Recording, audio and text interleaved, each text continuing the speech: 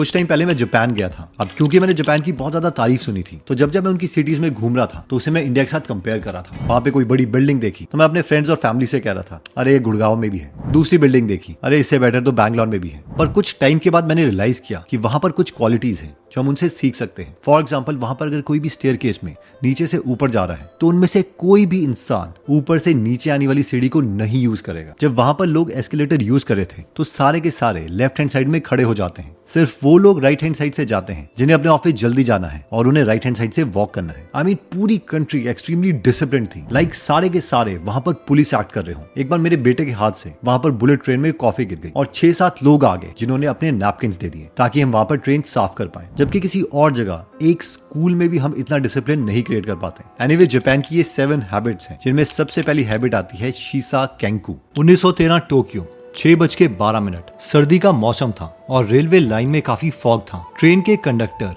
Hiroshi ने white gloves पहने थे जिसने ट्रेन रोकी हुई थी। उसकी आंखें आगे आने वाली ट्रेन को देख रही थी। इस सुबह के टाइम में बहुत से एम्प्लॉइज काला कोट पहने अपने ऑफिस से जा रहे थे और मदर्स अपने बच्चे को स्कूल छोड़ने जा रही थी। हिरोशी को पता था कि अगर उससे एक भी गलती हुई तो बहुत जानों का नुकसान हो सकता है, क्योंकि पिछले ही हफ्ते उसका दोस्त जो कि खुद भी एक कंडक्टर था, उसने थकान की वजह से ग्रीन सिग्नल को रेड सिग्नल मान लिया था, जिसकी वजह से एक चेन रिएक्शन हो गया। 2 ट्रेनें एक साथ रुक गई। ट्रेन के अंदर लोगों का सामान गिर गया, पैसेंजर्स गिर गए, पर कोई जान नहीं गई। लेकिन इस सुबह हिरोशी ने कुछ और ट्राई किया। वो अपनी ट्रेन से बाहर निकला और उसने एक प्लेटफॉर्म का चक्कर लगाया। उसने बाहर निकल के सिग्नल को देखा और वो जोर से चिल्लाया, शिंगो आओ, यानी सिग्नल इज ग्रीन। और ये वर्ड उसके साथ वालों को भी सुनाई दिया। उसके बाद उसने स्टेशन में लगी हुई घड़ी देखी और फिर वो दोबारा से चिल्लाया, रोकू जूनी, यानी 6:12।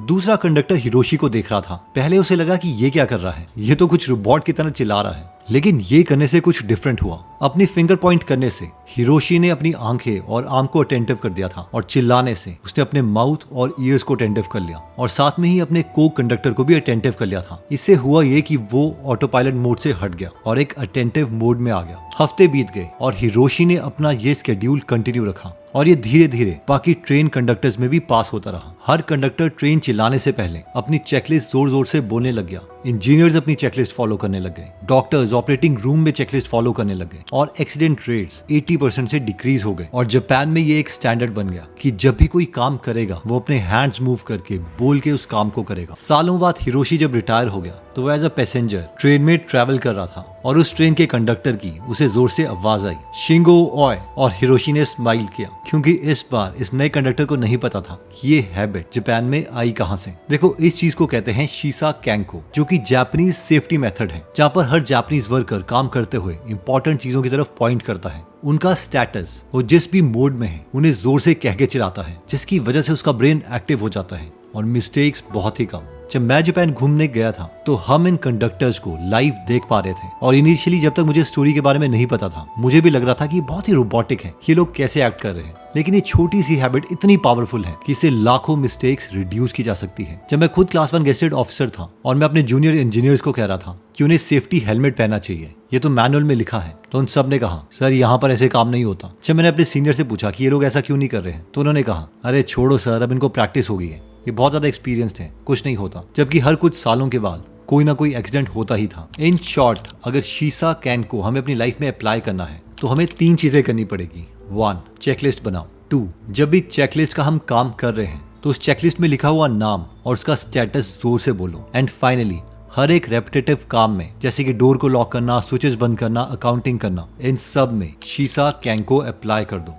जापानीज की सेकंड हैबिट आती है गेंची गेनबुत्सु। 1960 टोयोटा की एक फैक्ट्री में अचानक से जोर से आवाज आती है। कन्वेयर बेल्ट दोबारा से रुक गई, मशीन ऑयल की दोबारा से स्मेल आ रही है और एक यंग इंजीनियर जिसका नाम केंजी है, उसके पसीने बह रहे हैं। दोबारा से कार बनाने की प्रोडक्शन लाइन रुक गई है और मैनेजर्स को इस बार आंसर चाहिए। मैनेजमेंट को डेटा और रिपोर्ट्स दिखाया जाता है कि कार्स में छोटे छोटे डिफेक्ट हैं, स्क्रैचेस, नट बोल्ट ठीक से टाइट नहीं है, जिसकी वजह से बहुत टाइम और पैसे की बर्बादी हो रही है। और तब आते हैं टोयोटा प्रोडक्शन सिस्टम के लेजेंडरी फादर ताइची ओनहो। बिना कुछ बोले वो एक चौक उठाते हैं और फॉल्टी असेंबली लाइन के पास एक बड़ा सा सर्कल खींचते हैं और अपने मेन इंजीनियर्स को बोलते हैं, इसके अंदर आओ और बस खड़े रहो। इंजीनियर पूछते हैं, कब तक? जिस पर उन्हें जवाब मिलता है, जब तक तुम्हें इस फॉल्ट का एग्जैक्ट आंसर ना मिल जाए। घंटों बीत जाते हैं और शुरू में किसी को फॉल्ट नजर नहीं आता। इंजीनियर्स की टांगे थकने लगती हैं, उनके सेंसेस शार्पन हो जाते हैं। वो देखते हैं कि लाइन में एक वर्कर है जो प्रोडक्शन लाइन में गाड़ियों को रोक रहा है क्योंकि उसे एक मिस अलाइंड पार्ट दिख रहा है।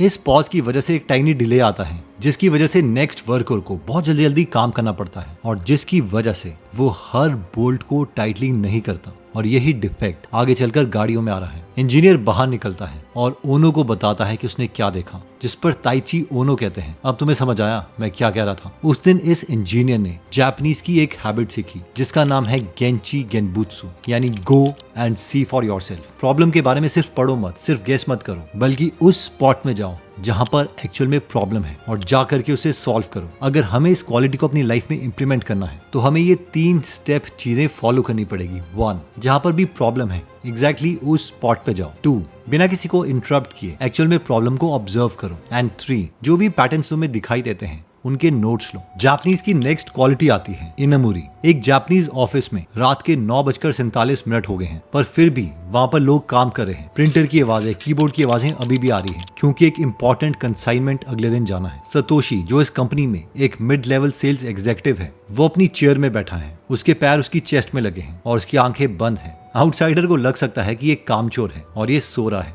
लेकिन उस कंपनी में कोई भी उसे कुछ नहीं कहता, कोई उसे जगाता नहीं है। इवन सारे लोग नॉर्मली उसकी सीट के आसपास से निकल रहे हैं। इसे जापानीज में कहा जाता है इनुमरी, जिसका मतलब है स्लीपिंग वाइल प्रेजेंट, यानी आप ऑफिस में भी छोटा नैप ले सकते हो। बेसिकली जापान में माना जाता है कि छोटे नैप के बाद आप ज्यादा अटेंटिव होंगे और अपना काम और अच्छे तरीके से कर सकोगे। सतोशी भी एग्जैक्टली यही करता है। वो 15 मिनट के बाद उठ जाता है, अपनी टाई ठीक करता है और जहां पर उसने काम छोड़ा था वहां से वो स्टार्ट कर देता है। और ये चीज जापान में बहुत कॉमन है। लोग चलते चलते ट्रेन में सो जाते हैं, वर्क प्लेस पे सो जाते हैं, पर ये इनके लिए काम चोरी नहीं है, ये एक कल्चर बन चुका है। और अगर हम इस चीज को अपनी लाइफ में इंप्लीमेंट करना चाहते हैं तो हम ये 3 स्टेप कर सकते हैं। अगर हम किसी लाइब्रेरी में या ऐसे वर्क प्लेस पे हैं जहां पर ये चीज अलाउड है तो हमें एक क्वाइट प्लेस ढूंढना है और 15 मिनट का अलार्म सेट करना है और 15 मिनट तक हम एक छोटा नैप ले सकते हैं। उसके बाद जाके हमें दोबारा से अपना काम कंटिन्यू करना है। जापानीज की नेक्स्ट क्वालिटी आती है हंसाई। जापान में ऑफिस के एक स्मॉल मीटिंग रूम में दर्जन ऑफ इंजीनियर्स एक साथ गैदर्ड हैं। एक इंजीनियर वहां के व्हाइट बोर्ड पे लिखता है कि आज हमने टारगेट सिर्फ मीट नहीं करे बल्कि 12% ज्यादा किए हैं, लेकिन कोई भी ताली नहीं बजाता। वहां का चीफ इंजीनियर आता है, अपने ग्लासेस को एडजस्ट करता है और कहता है लेट्स बिगिन हंसाई। सबसे पहले एक मैनेजर उठता है और वो कहता है आज जब मैं यूनिट 14 की इंस्पेक्शन कर रहा था तो वहां पर एक स्क्रू लूज था, लेकिन मैं अपनी इंस्पेक्शन के दौरान उसे आइडेंटिफाई नहीं कर पाया, जिसकी वजह से जो पूरी लाइन थी वो 3 मिनट लेट हो गई। चीफ इंजीनियर इसे बोर्ड पे लिख देता है। उसके बाद आयुमी उठता है और कहता है मेरी टीम आज मेरी वजह से 4 मिनट लेट हो गई क्योंकि मुझे काम करने के लिए टूल चाहिए था जो कि मेरे पास नहीं था। मुझे इस पॉइंट को अपनी चेकलिस्ट में लिखना चाहिए। और इस तरीके से एक एक करके वो अपनी लिस्ट में ये चीजें लिखते हैं। कोई किसी को कॉन्ग्रेचुलेट नहीं कर रहा, कोई नहीं शर्मा रहा। इस चीज को हंसाई कहते हैं, एक जापानीज प्रैक्टिस जो हर एक प्रोजेक्ट के बाद सेल्फ रिफ्लेक्शन को प्रमोट करती है। यानी अपने काम को देखो और आइडेंटिफाई करो उसमें क्या क्या कमियां रह गई थी और उसे नेक्स्ट स्टेप में इंप्रूव कर दो। अगर हम इस क्वालिटी को अपनी लाइफ में इंप्लीमेंट करना चाहते हैं तो हम 3 स्टेप फॉलो कर सकते हैं। स्टेप नंबर 1, हर टास्क के बाद लिखो कि हमने क्या चीज ठीक करी और क्या चीज हमने मिस कर दी, और जो चीज हमने मिस करी है उसको हम कैसे इंप्रूव कर सकते थे। स्टेप 2, अपनी मिस्टेक्स ओपनली अपनी टीममेट्स को बताओ बिना कोई ब्लेम के। 3, एक स्मॉल एक्शन प्लान करो जो तुम कल करोगे अपनी इस गलती को इंप्रूव करने के लिए और उसे अपनी चेकलिस्ट में ऐड कर दो। जापानीज की नेक्स्ट क्वालिटी आती है सोजी। क्योटो के एक स्कूल में 1:55 हुए हैं और स्कूल जल्दी खत्म होने वाला है। स्कूल टीचर एक मैथ्स की प्रॉब्लम करवा रहा है, लेकिन वो आधी सॉल्व हुई है और तभी बेल बज जाती है। इस बेल का मतलब ये नहीं है कि स्कूल के बच्चों को छुट्टी होगी, इस बेल का मतलब है सोजी यानी क्लीनिंग टाइम। बेल बजते ही स्टूडेंट अपने बैग से एक कपड़ा निकालते हैं। एक सीनियर स्टूडेंट टैरो हॉल में पड़े झाड़ू को उठाता है और सारे बच्चे अपने स्कूल को साफ करने लग जाते हैं। जापानीज की क्वालिटी 1800 से चल रही है। एजुकेशन मिनिस्टर अरिनोरी ने इसे मॉडर्न एजुकेशन में भी ऐड करवा दिया था ताकि पूरे देश में एक सिविक सेंस और रिस्पॉन्सिबिलिटी आए। सबसे इंटरेस्टिंग बात यह है कि जापानीज स्कूल में कोई भी सफाई वाला नहीं होता, सारे बच्चे और टीचर मिलके ही इस स्कूल को साफ करते हैं। मैसेज सिंपल है, ये तुम्हारी जगह है और तुम्हें इसे साफ करना पड़ेगा। रिसेंटली जापान में जब मैं वहां पर गया तो मैंने वहां पर एक पेस्ट्री खाई। पेस्ट्री खाने के बाद उस बैग को मैं डस्टबिन में फेंकना चाह रहा था, लेकिन इंटरेस्टिंगली 15 मिनट तक डस्टबिन ढूंढने के बाद वहां पर पता लगा कि डस्टबिन ही नहीं है और हर इंसान एक बैग कैरी करता है और अपने बैग में ही वो सारे पैकेट्स डालता है और घर में ही उसे डिस्पोज कर रहा है। अगर सोजी को हम भी अपनी लाइफ में इंप्लीमेंट करना चाहते हैं तो यहाँ पर 3 स्टेप प्रोसेस है। स्टेप 1, डे एंड करने से 15 मिनट पहले अपना काम खत्म करो और ये 15 मिनट अब सिर्फ सफाई के लिए होंगे। स्टेप 2, अपने सारे साथियों के साथ अपना प्लेस साफ करो। स्टेप 3, जब हम सारे लोग सफाई कर रहे हैं तो इसे केयर की फीलिंग दो, ना कि बस ये सोचो कि क्या यार हम क्यों सफाई करें। ओके, जापानीज की नेक्स्ट क्वालिटी आती है काइजन। 1939 से 1945 तक सेकेंड वर्ल्ड वॉर चली। सेकेंड वर्ल्ड वॉर में जापान के ऊपर एटॉमिक बॉम्ब गिराए गए और उनकी इकोनॉमी ऑलमोस्ट तबाह हो गई थी। उन्हें पता था कि उन्हें अपनी इकोनॉमी को बहुत जल्दी रिकवर करना है और इसके लिए वो कोई एक बड़ा चमत्कार नहीं ढूंढ रहे थे, वो हर छोटी चीज को इम्प्रूव करना चाहते थे। एक फैक्ट्री की असेंबली लाइन में एक यंग वर्कर नाकामुरा बोल्ट को टाइट कर रहा था। वो अपने काम में बहुत अच्छा था, लेकिन आज उसने कुछ डिफरेंट नोटिस किया। हर बार जब भी उसे बोल्ट टाइट करना होता था तो उसे ऑलमोस्ट 5 कदम टूल बॉक्स तक जाने के लिए लगते। वहां से वो टूल उठाता और वापस बोल्ट को टाइट करने के लिए आता। इसमें कुछ सेकंड्स ही लगते थे, लेकिन अगर हम इन सेकंड्स को 500 वर्कर्स और 365 दिन से मल्टीप्लाई करें तो हफ्तों सिर्फ इसी में ही बर्बाद हो रहे थे। उस आफ्टरनून अपनी शिफ्ट खत्म होने के बाद नाकामुरा अपने सुपरवाइजर के पास गया और बोला, क्या हम टूल बॉक्स को थोड़ा पास नहीं रख सकते? इस पर सुपरवाइजर हंसा और बोला, और तुम्हें लगता है कि इससे कुछ बदलेगा? लेकिन इसके बावजूद पूरी टीम ने इस सजेशन को माना और अब टूल बॉक्स आर्म्स लेंथ की रीच में था। हर 5 एक्स्ट्रा कदम जो उन्हें चलने पड़ते थे वो अब बंद हो गए थे और अब उसकी चेसी कुछ सेकंड जल्दी बन रही थी। और ये करने के लिए उसने कोई जादुई मूवमेंट नहीं करी, उसने बस एक यूजलेस चीज को रिमूव कर दिया। इसके बाद अगले 1 महीने तक उस फैक्ट्री ने हर एक यूजलेस चीज को एलिमिनेट करना स्टार्ट किया और जो पूरी फैक्ट्री 1 हफ्ते में कार बना रही थी उसे इंक्रीज कर दिया बिना कोई नया इंसान हायर किए। और इस चीज को जापानीज में कहते हैं काइजन, यानी कंटिन्यूअस इंक्रीमेंटल इंप्रूवमेंट। अगर काइजन यानी कंटिन्यूअस इंप्रूवमेंट को हम अपनी लाइफ में इंप्लीमेंट करना चाहते हैं तो इसके 3 स्टेप्स हैं। 1, हर रोज नोटिस करो कि ऐसी कौन सी चीज है जो हम कल इंप्रूव कर सकते हैं। 2,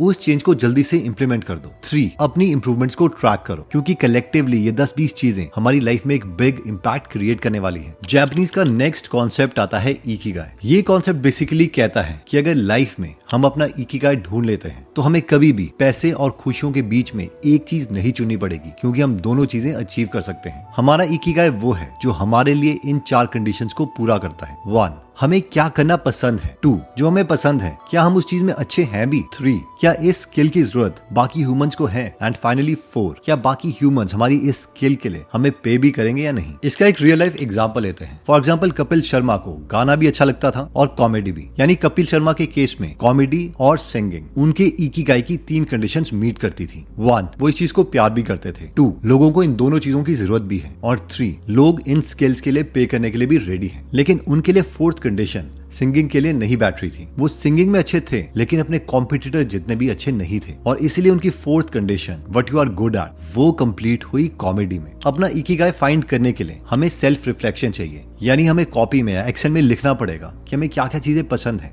और हो सकता है इसके लिए महीनों भी लग जाए। लेकिन जिस मोमेंट पर ये चारों चीजें कनेक्ट होंगी उस मोमेंट पर हम एक साथ हैप्पीनेस और पैसा अचीव कर सकते हैं। एक बार ये 7 क्वालिटीज मैं आपके लिए समराइज कर देता हूँ। जापानीज की सबसे पहली क्वालिटी हमने देखी थी शीसा कैंकू, यानी जब भी हम कोई रेपिटेटिव टास्क कर रहे हैं तो वो टास्क करने के साथ साथ हमें जोर से बोलना है कि हम क्या कर रहे हैं और उस टास्क की तरफ अपनी फिंगर्स भी पॉइंट करनी है ताकि हमारी बाकी सेंसेस भी एक्टिव हो जाए। सेकंड क्वालिटी थी गेंची गुम्बुत्सु, यानी कोई भी काम करने के लिए सिर्फ थ्योरी ना मारते रहो, एक्चुअल में उस जगह जाओ और खुद जाके देखो कि एग्जैक्टली प्रॉब्लम क्या है। नेक्स्ट पॉइंट हमने देखा था इनिमुरी, यानी काम के दौरान भी हम एक छोटा सा नैप ले सकते हैं ताकि उसके बाद हम और ज्यादा एक्टिव होके अपने काम को एग्जीक्यूट करें। नेक्स्ट क्वालिटी थी हेंसाई, जिसका मतलब था सेल्फ रिफ्लेक्शन, यानी अपनी लाइफ को जूम आउट करके देखना कि हम एक्चुअल में कर क्या रहे हैं। यानी हर रोज अपने पूरे दिन भर के काम को देखो और सोचो एक ऐसी कौन सी चीज है जो मैं आज बेटर कर सकता था, और अगले दिन उसे इंप्लीमेंट कर दो। नेक्स्ट क्वालिटी हमने देखी थी सोजी, यानी क्लीनिंग टाइम। जापान की 99% जगह बहुत ज्यादा क्लीन है और ये चीज उन लोगों को बचपन से सिखाई जाती है।